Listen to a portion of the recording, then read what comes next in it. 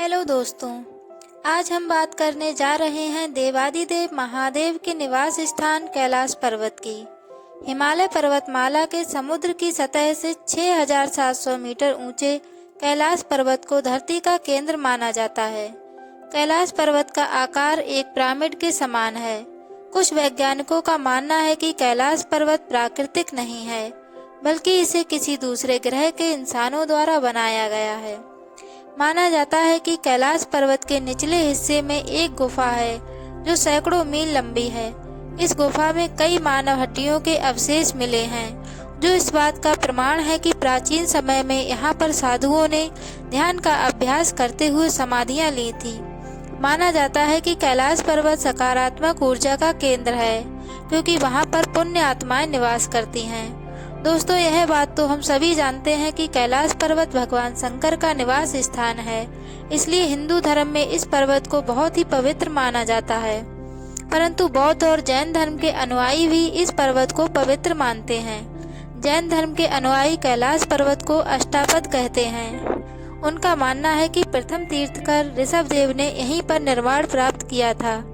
दोस्तों, आपको बता दें कि कैलाश पर्वत पर आज तक कोई भी व्यक्ति नहीं चढ़ पाया है, परंतु कुछ लोगों का मानना है कि बौद्ध भिक्षु मिलारेप इस पर्वत पर चढ़ने में सफल रहे थे। उनके बाद कोई भी सामान्य मानव इस पर्वत पर नहीं चढ़ पाया है। कैलाश पर्वत पर जाने वाले पर्वतारोही बताते हैं कि कैलाश पर्वत पर थोड़ा सा ऊपर पहुंचते ही व्यक्ति दिशाहीन हो जाता है और कैलाश पर्वत पर बिना दिशा के चढ़ना मतलब मौत को दावत देना है।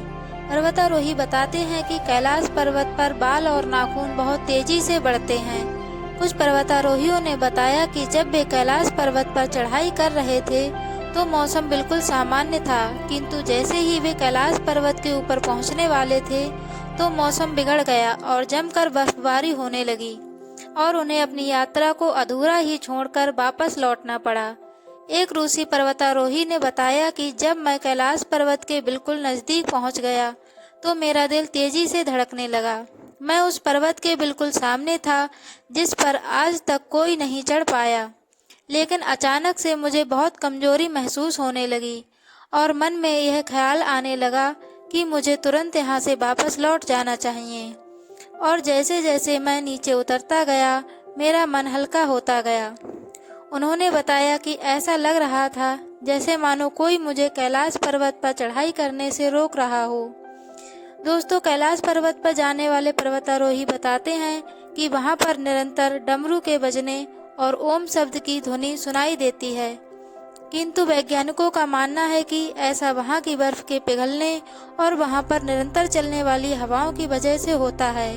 किंतु सोचने वाली बात यह है कि धरती पर और भी बर्फीले पर्वत हैं और वहां पर भी निरंतर हवाएं चलती रहती हैं, किंतु वहां पर तो ओम और डमरू की आवाज सुनाई नहीं देती है।